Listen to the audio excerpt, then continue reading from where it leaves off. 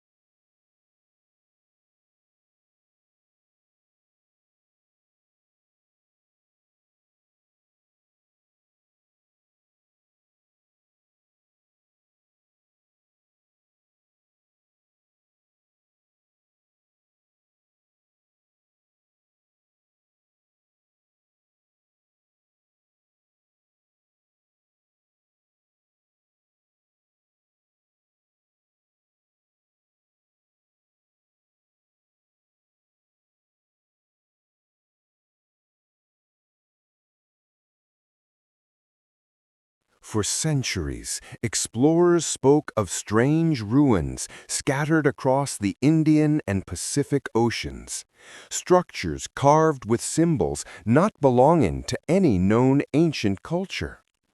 These whispers led many to a theory that an entire supercontinent once stretched between Asia and Africa, home to an advanced species who vanished without a trace.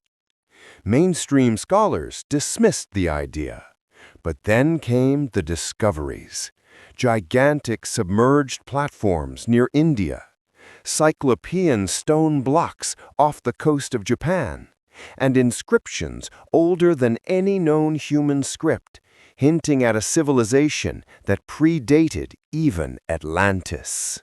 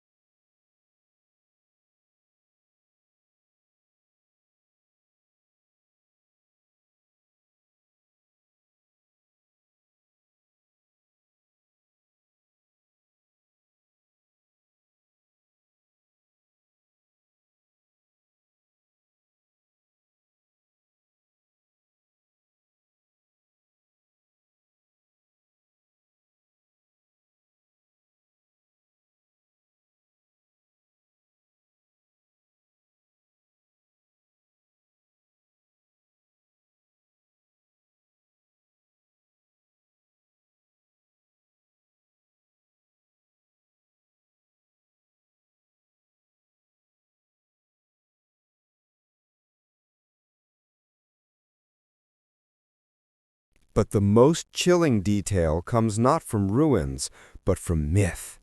Nearly every ancient culture across the Indian Ocean speaks of tall, luminous beings who emerged from the sea in humanity's earliest days. The Tamil called them the Kumari. The Indonesians spoke of the Dewata. Even early Polynesians remembered the Atua, godlike ancestors from a drowned land. Were these stories metaphorical or memories of a real race now erased from the world? In this episode, we journey into the heart of Lemuria to learn who the Lemurians truly were, how they rose, how they fell, and how their echoes still shape the world today.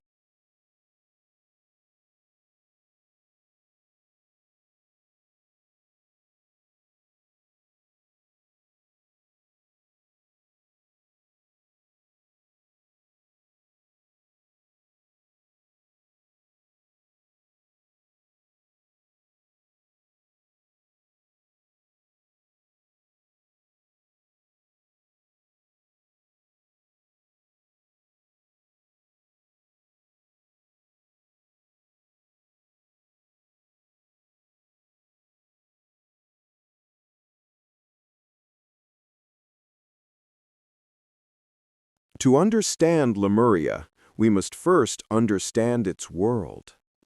Tens of thousands of years before recorded history, Earth was a very different planet. Sea levels were lower, continents were broader, and entire land masses now underwater were once vibrant with life.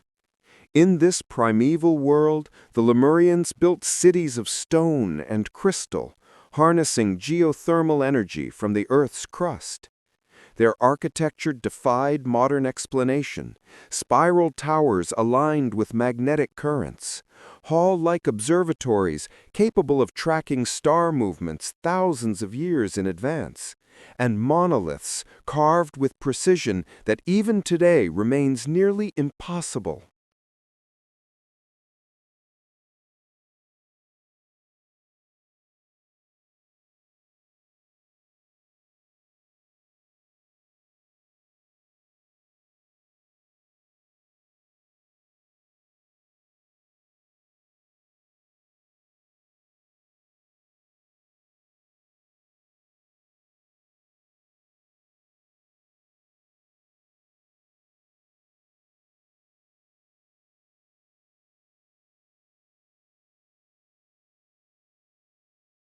Unlike humans, whose civilizations rose gradually, the Lemurians seem to appear suddenly in the archaeological record, fully developed, technologically mature, and architecturally bold. Some researchers believe they were not entirely human. Their skeletal remains, rare and controversial, suggest a species taller, more robust, and neurologically distinct, possessing an expanded cranial capacity. Whether they evolved naturally or were something else entirely remains one of history's most fiercely debated questions. But one thing is certain: the Lemurians were far more advanced than their neighbors.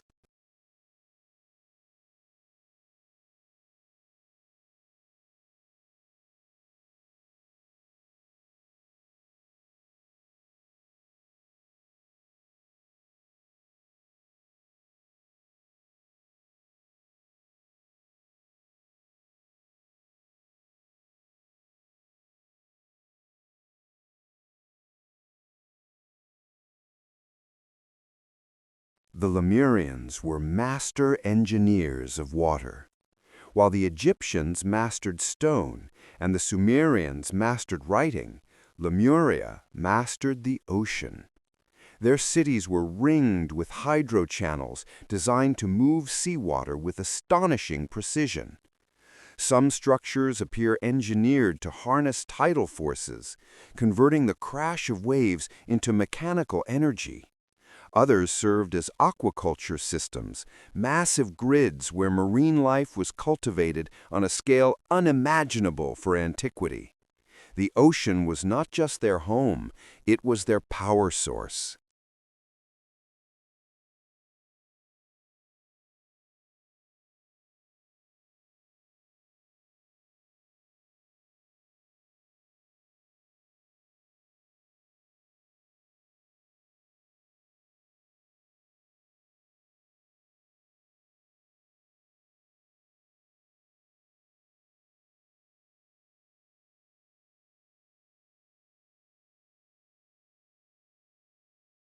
Legends say the Lemurians possessed an unusual relationship with nature, one that bordered on mystical.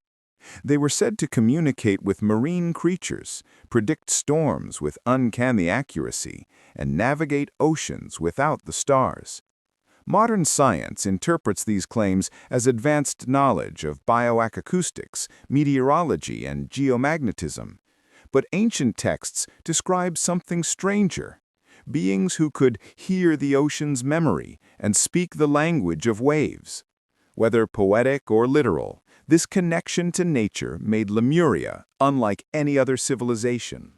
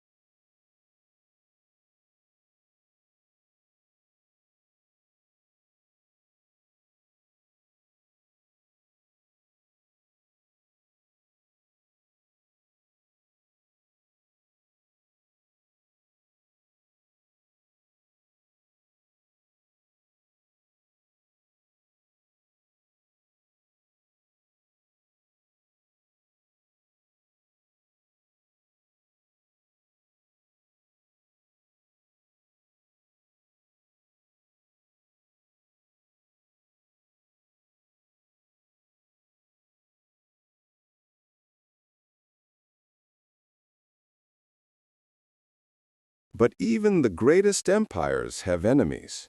For the Lemurians, the threat did not come from Earth, but from the sky. Oral traditions across Southeast Asia speak of a burning star that appeared without warning, growing larger each night until it became a crimson sun above the ocean. Some believe this was a comet or asteroid. Others think it may have been a supervolcanic eruption reflected in the sky. Whatever it was, it triggered a chain reaction that would rewrite the planet.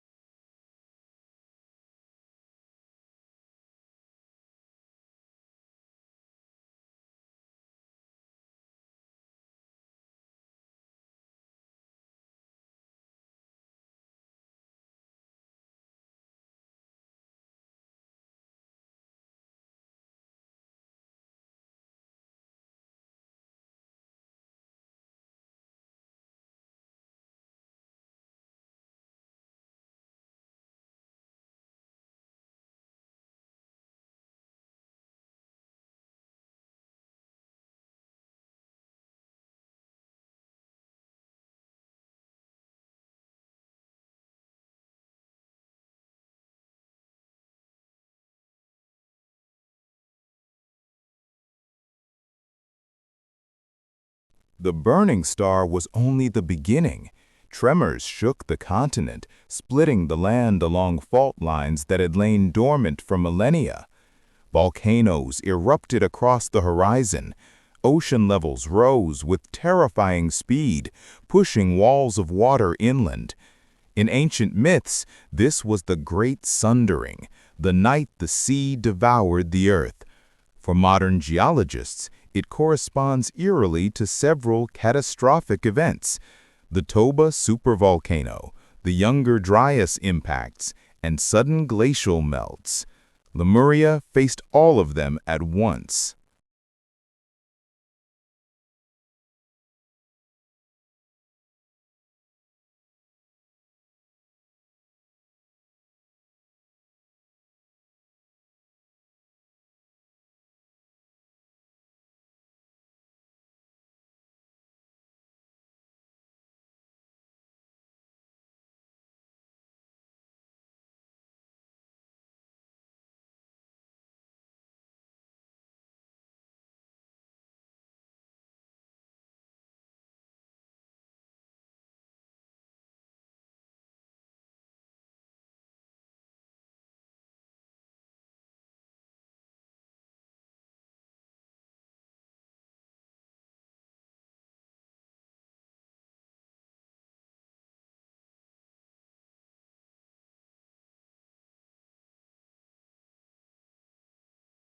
As the continent cracked apart, the Lemurians fought against annihilation with everything they had. Historical fragments describe enormous evacuation platforms, stones so massive they could only have been moved with lost techniques. Others speak of crystalline towers designed to stabilize seismic energy, glowing brighter as the earth tore itself apart. But against a world-ending storm of fire and water, even their brilliance was not enough. Lemuria began to sink, and the age of the forgotten race came to a close.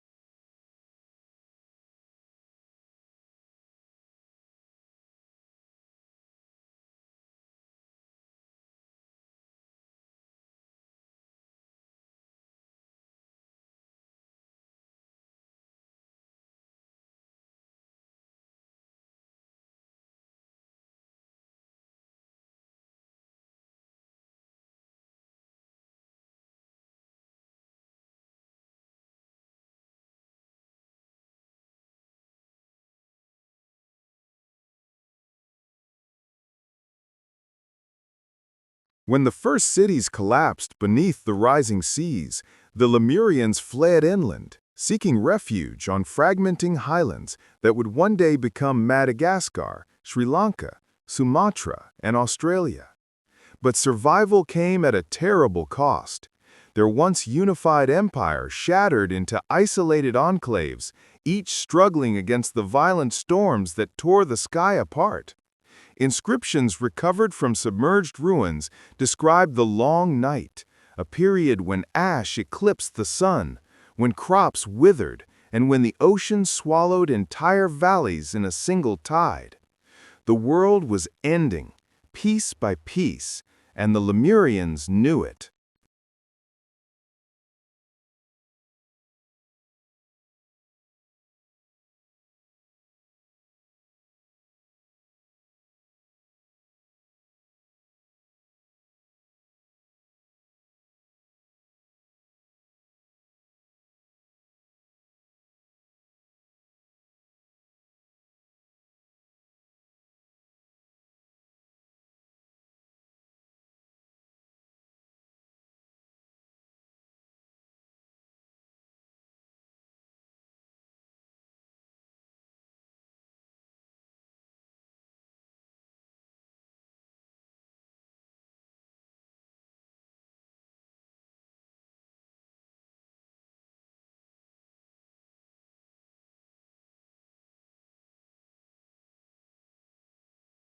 But even in ruin, the Lemurians displayed extraordinary resilience.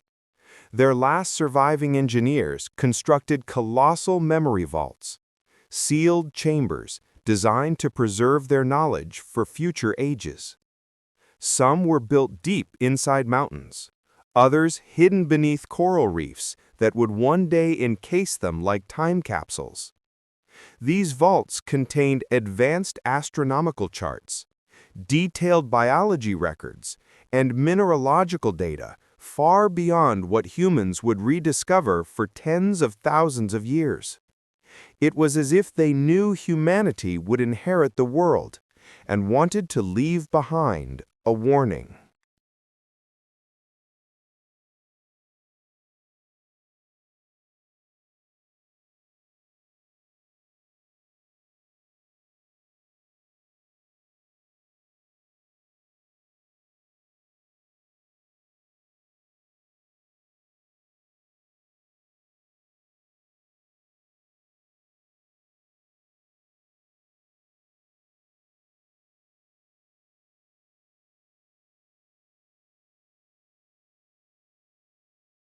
But their greatest legacy would not be physical at all. It would be genetic. Legends across Polynesia, Africa, and India describe a time when the sea people took human wives and husbands, creating lineages blessed with knowledge of the sky and sea. Modern genetic studies reveal something unusual. Shared markers between populations separated by oceans, far older than human migration models predict. Could these ancient stories represent real interbreeding between Lemurians and early Homo sapiens? If so, their blood may still flow in millions today.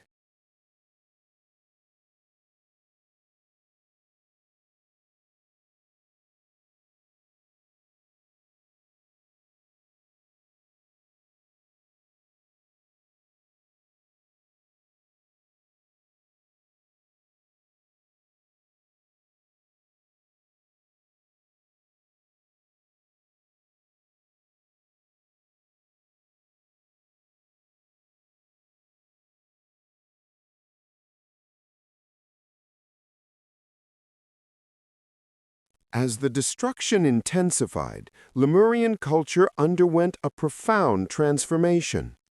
The scientific clarity that defined their golden age gave way to a new, desperate spirituality. Their final hymns speak of a return to the deep, a belief that their souls were born from the ocean and would one day return to it. Some texts even describe rituals meant to call the waters home, as if embracing the very force that was destroying them. Whether symbolic or literal, these rituals marked the twilight of their civilization.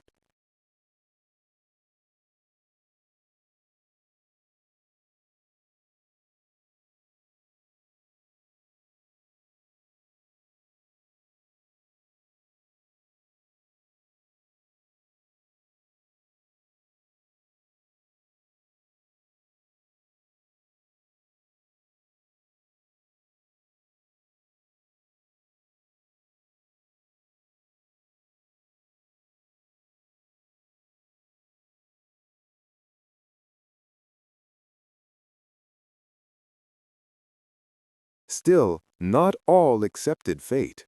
A faction of Lemurian scholars believed their continent could be saved. They built enormous resonance pillars, gigantic obelisks designed to stabilize tectonic vibrations. These structures emitted deep harmonic tones that echoed for miles, creating oscillations that they hoped would counteract the planet's violent shifts. Such technology borders on unimaginable today, yet similar sonic resonance techniques appear in ruins from Egypt to Bali. Could these be remnants of Lemurian influence, scattered by survivors seeking a new home?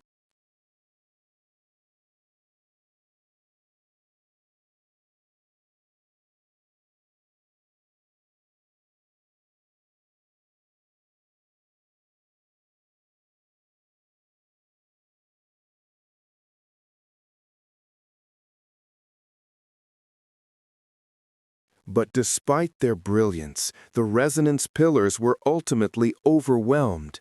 The Earth convulsed with unstoppable force, splitting the continent into 4 massive fragments.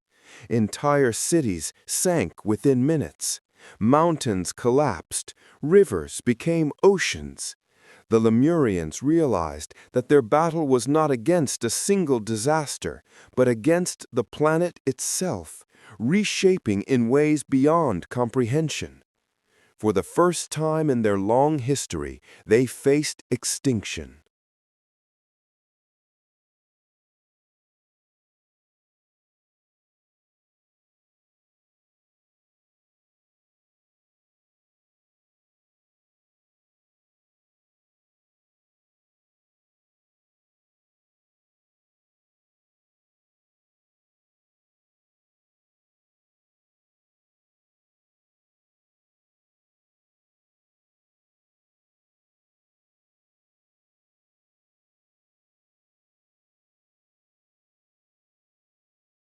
As the end drew near, the Lemurians constructed their final masterpiece, the Ark of the Deep.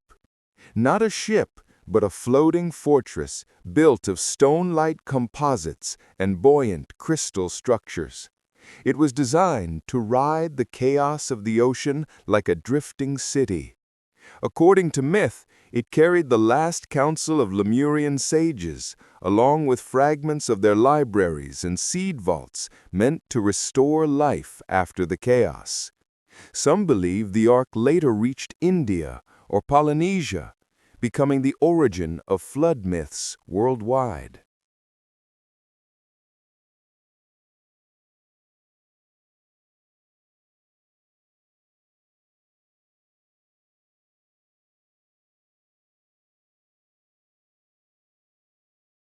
But even the Ark could not escape the final blow.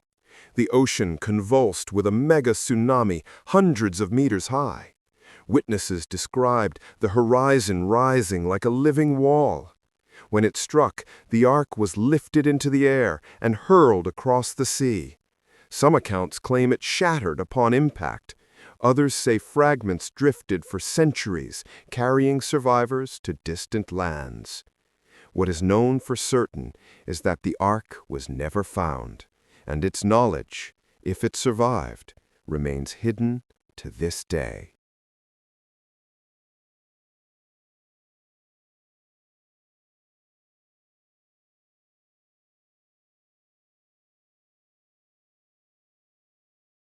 As Lemuria vanished beneath the ocean, a few survivors reached the scattered islands of the Indian and Pacific Oceans.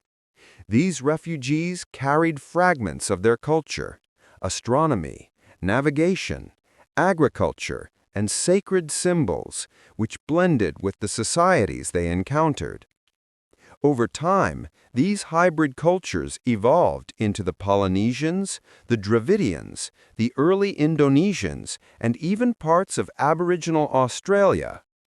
The fingerprints of Lemuria can still be seen in star maps, myths of ocean gods, and ancient languages separated by thousands of miles.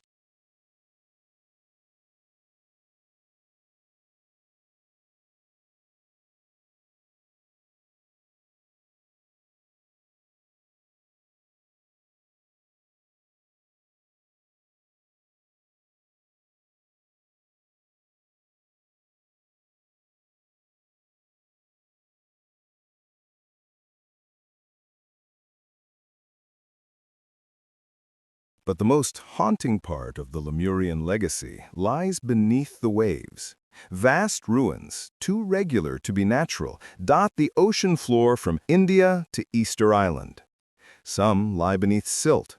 Others remain eerily intact, like frozen memories of a world torn apart. Divers describe a silence unlike any other, as though the ocean itself remembers what was lost. These ruins raise a staggering question. If Lemuria truly existed, what else remains hidden, waiting to be discovered? And could the secrets of a vanished world reshape our understanding of human history forever?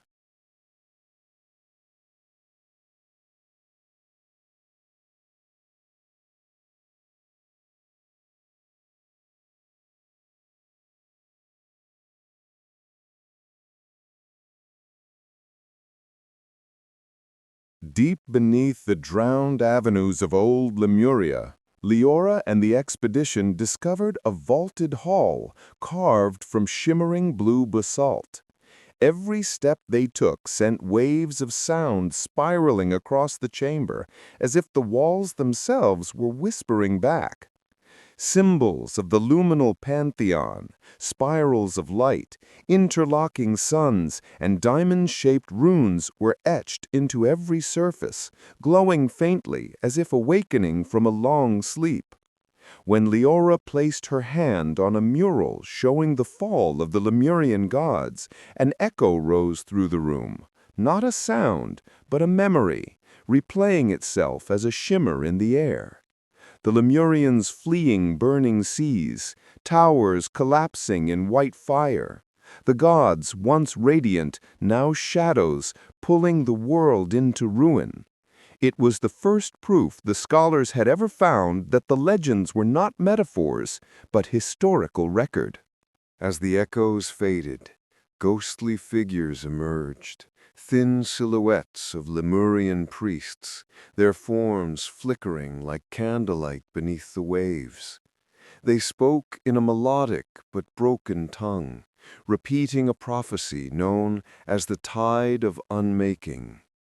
According to them, the gods of Lemuria had not merely died, they had decayed into something monstrous, reborn as parasitic guardians feeding on the planet's life force. These prophets had foreseen the rise of the second tides, a future calamity mirroring the collapse of their civilization. Their last warning was chilling. The gods did not fall, they sank, and from the abyss they rise again.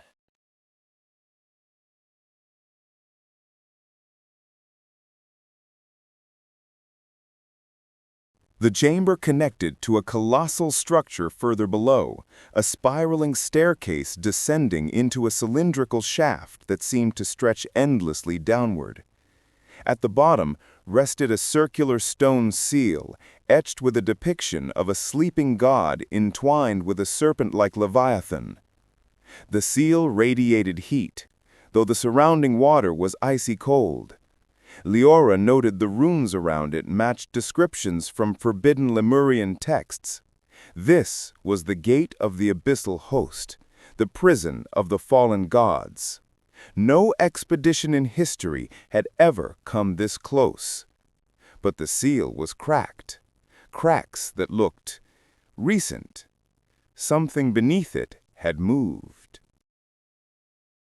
As sensors scanned the seal, a low vibration pulsed through the water, steady, rhythmic, almost like a heartbeat. A distortion rippled across their equipment displays, forming a single, unexplainable signature, a pulse that seemed to respond to sound. When Leora whispered experimentally, the pulse quickened. When one of the divers panicked, shouting through his comms, the entire structure trembled. They realized with horror that the imprisoned entity was resonant, feeding on sound waves, and the seal's cracks meant the barrier was weakening. Whatever slept below was listening, waking, and hungry. Leora discovered a secondary inscription along the seal's rim, a carved symbol resembling a three-eyed sun partially eclipsed by darkness. Her translator identified it as the crest of Nevrex, the most feared of the fallen gods, the devourer of currents, the deity believed to have consumed entire islands during the cataclysm. Ancient sources described Nevrex as neither benevolent nor malevolent, but a cosmic force, one that required eternal containment. If the seal of Nevrex was failing, it meant the oldest Lemurian threat was returning. Leora's voice trembled as she whispered, This is not a ruin. It's a warning sign."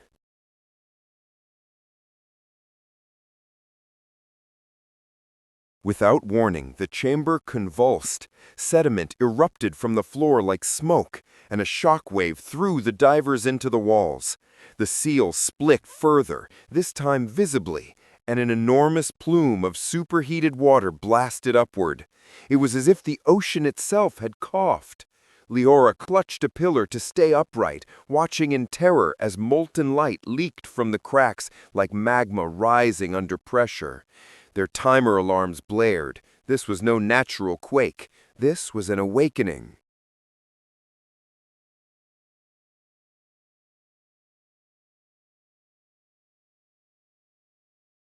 The team fled into a narrow corridor lined with hexagonal stone tiles. The place resembled a ceremonial path designed to lead deeper into the complex. Its walls displayed scenes of chained gods being dragged into the abyss by Lemurian priest kings wielding crystalline staves. The message was unmistakable. The Lemurians had not worshipped their gods, they had subjugated them. And as Leora's flashlight swept across a final mural, she saw it. The priest kings sealing the gods beneath the ocean, using a weapon that looked eerily like a modern energy reactor. Lemuria had possessed technology far beyond anything previously imagined.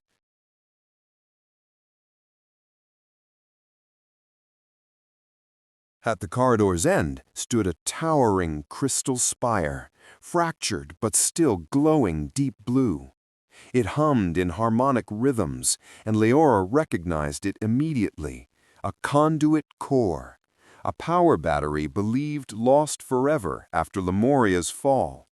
The conduits were rumored to draw energy from planetary resonance, using the Earth's own vibrations to sustain impossible feats. But this one was unstable. Its energy flickered erratically, causing the surrounding walls to pulse like living tissue. Even worse, the conduit appeared connected to the seal above. If it failed entirely, the prison would open.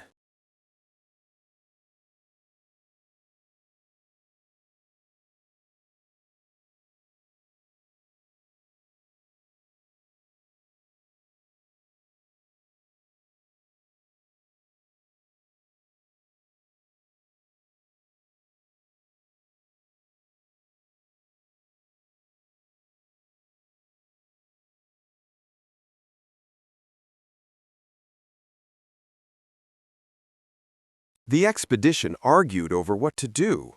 Some insisted they should leave immediately and inform the world. Others demanded they attempt to repair the conduit, though no one truly understood Lemurian engineering. Leora knew the truth. If they fled, the world might not have long. But if they intervened, they risked triggering the very disaster they feared. She stared at the conduit core, its rhythms accelerating, pulsing like a countdown, and realized that either choice could doom millions. The ocean was no longer silent. It was a ticking clock.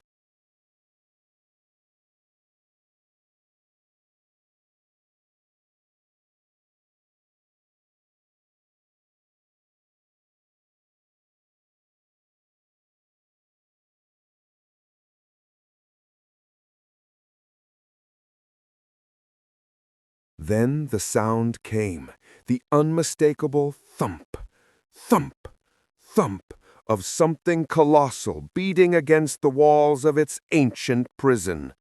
The water vibrated violently, knocking equipment from the divers' belts. The conduit flickered, the seal groaned. and far below, in the abyss where light had never existed, a massive silhouette shifted. The fallen god Nevrix was no longer asleep. It was rising, and the ocean trembled at its return. Leora whispered into her recorder, voice shaking. "If this recording is found, know that Lemuria did not fall because of myth. It fell because it angered something that should never be awakened."